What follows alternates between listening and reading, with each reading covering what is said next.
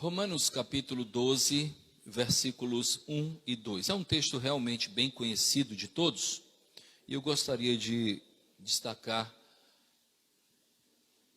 alguns significados que há nesse texto para esse momento de oração. Na versão que eu estou utilizando, tá, que é uma versão nova, essa Bíblia que eu ganhei dos irmãos baianos, quando estive lá pregando, a Bíblia de estudo do discipulado. A versão é a Nova Almeida atualizada. Diz assim: portanto, irmãos, pelas misericórdias de Deus, peço que ofereçam o seu corpo como sacrifício vivo, santo e agradável a Deus. Este é o culto racional de vocês.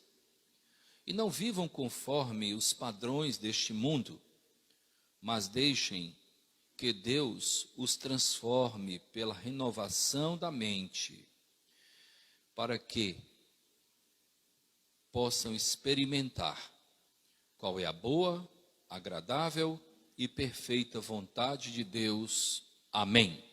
Amém. Essa carta foi escrita pelo apóstolo Paulo, é um grande legado teológico, doutrinário para a igreja cristã. O apóstolo Paulo investiu os 11 primeiros capítulos com o ensino doutrinário do evangelho. E a partir do capítulo 12, ele passou a falar acerca da prática da vida cristã. Esses dois versículos eles são uma espécie de interlúdio entre a parte teórica, doutrinária, e a parte prática do Evangelho. Esses versículos me falam muito ao coração quando nós estamos diante da possibilidade de intercedermos a Deus. Esse é o momento de intercessão. Esse é o momento de contrição. É o momento quando nós derramamos o nosso coração diante de Deus. E eu julgo de grande importância nós realmente termos discernimento no que diz respeito àquilo que nós estamos pedindo a Deus. O que nós pedimos a Deus é resultado daquilo que nós buscamos. O pedido e a busca andam de mãos dadas. Por isso que Davi, lá no Salmo 27, versículo 4, diz assim: uma coisa peço ao Senhor e a buscarei. O pedido e a busca andam de mãos dadas. Muitas vezes, ao longo desse tempo de pastorado, em muitas ocasiões, eu me deparei com pessoas que pediram coisas que não foram para o seu próprio bem. O problema não é pedir, é o que está ao lado do pedido, a busca. Por quê? Pedido e busca andam de mãos dadas. Nós não nos limitamos tantas vezes a pedir aquilo que Deus de fato tem para nos dar. Aquilo que Ele tem para nos dar corresponde ao seu caráter. Deus é bom, então o que Ele tem para nos dar é algo bom. Deus é amor, aquilo que Ele tem para nos dar corresponde à sua essência amorosa. Deus é perdão, então Ele nos dá, Ele dispensa perdão a nós. O problema é que tantas vezes nós não nos limitamos a pedir. Nós, antes de termos o discernimento para sabermos o que corresponde à vontade de Deus, nós buscamos. E eu já me deparei com tantos que pediram e buscaram coisas que não foram para o seu bem. Pediram e buscaram um relacionamento disfuncional, que acabou se revelando como sendo um relacionamento disfuncional. Pediram e buscaram algo que o afastava de Deus, algo que lhe distanciava de Deus. algo que o tirava da comunhão com o Senhor. Então eu queria tanto uma namorada, mas a namorada que eu tenho hoje diz que só tem tempo para ficar comigo na hora do culto e longe da igreja.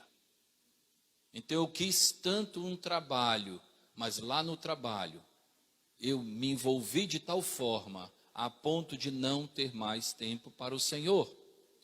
Então eu quis tanto isso, quis tanto aquilo. E tantas vezes eu me distancio de Deus por conta daquilo que eu busquei.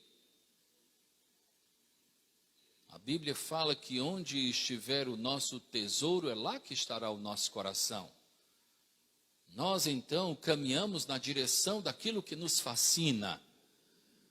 E eu gostaria de lhe encorajar nesse momento de oração a ser fascinado pela boa, agradável e perfeita vontade de Deus. É curioso as colocações do apóstolo Paulo, são curiosas as colocações do apóstolo Paulo. Conforme eu falei no início da nossa conversa aqui, não é? Ele passou 11 capítulos falando a respeito do plano de Deus para a vida do homem. Então ele falou da condição do homem, que todos pecaram e foram destituídos da glória de Deus. Ele falou que o nosso Deus se revelou na pessoa de Cristo, sendo ele justo e justificador daqueles que creem.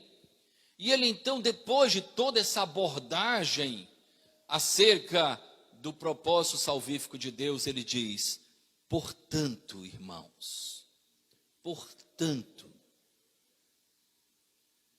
pelas misericórdias de Deus reveladas nos ensinos dos primeiros capítulos, pelas misericórdias de Deus, peço que ofereçam o seu corpo como sacrifício vivo, santo e agradável a Deus. Este é o culto racional de vocês.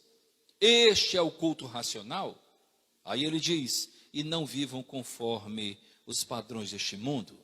Será que o que eu peço tantas vezes não corresponde ao padrão que o mundo estabeleceu para mim? Será que o que eu estou pedindo não é para me aproximar, me identificar mais com o padrão que este mundo está me oferecendo? Não vivam conforme, não tomem a forma, não tenham uma vida conformada, literalmente, não tomem a forma de vida que o mundo apresenta como padrão. No Salmo 1, eu tenho repetido muito isso em aconselhamentos no gabinete pastoral. O Salmo 1 diz que é feliz aquele, né? É bem-aventurado aquele que não anda segundo o conselho dos ímpios. Será que aquele que tem sido um referencial para você é de fato alguém que nasceu de novo? Ou é um ímpio? É feliz aquele que não anda segundo o conselho dos ímpios, não se detém no caminho dos pecadores, não se assenta na roda dos escarnecedores. Quem tem sido nosso referencial? Quem tem sido aquele que realmente causa-nos impacto, nos atrai, nos fascina? Paulo então diz: não vivam conforme os padrões deste mundo, mas deixem que Deus os transforme pela renovação da mente, entendimento, compreensão. Eu preciso aprender a pensar como um cristão. Quando eu penso como um cristão, eu peço a Deus coisas que correspondem a uma vida cristã digna, a uma vida piedosa. Pensem como cristãos. Isso acontecerá pela transformação da renovação da mente, para que possam experimentar qual é a boa, agradável e perfeita vontade de Deus. Deus tem uma vontade que vai além do nosso pensamento, do nosso entendimento. E essa vontade é boa, é agradável e é perfeita. muitas vezes se choca, entra em rota de colisão com aquilo que o mundo estabelece como padrão. Mas ainda assim é o melhor. É o melhor para mim, é o melhor para você, é o melhor para as nossas famílias, é o melhor para os nossos filhos, é o melhor para a nossa igreja, é o melhor para a nossa sociedade. Porque os caminhos e pensamentos de Deus são mais altos que os nossos caminhos e pensamentos. O que você tem pedido? Geralmente, aquilo que pedimos anda de mãos dadas com aquilo que nós buscamos. Eu peço e busco. Antes de pedir, faça um único pedido primário, introdutório. Peça a Deus discernimento, para que Ele, em sua bondade, revele primeiramente o que corresponde à sua vontade. Com esse discernimento, você então pede e busca coisas que correspondem à vontade do Senhor, que é boa, agradável e é perfeita para as nossas vidas. Que Ele nos abençoe nesse propósito, nesse desafio. Para mim isso é tão significativo. Para mim isso é tão importante. Esse discernimento. Para que a gente não fique aí, né? Eu digo muito aqui na igreja. Eu louvo a Deus porque muitas coisas que eu pedi ao Senhor em tempos idos, Ele não me deu.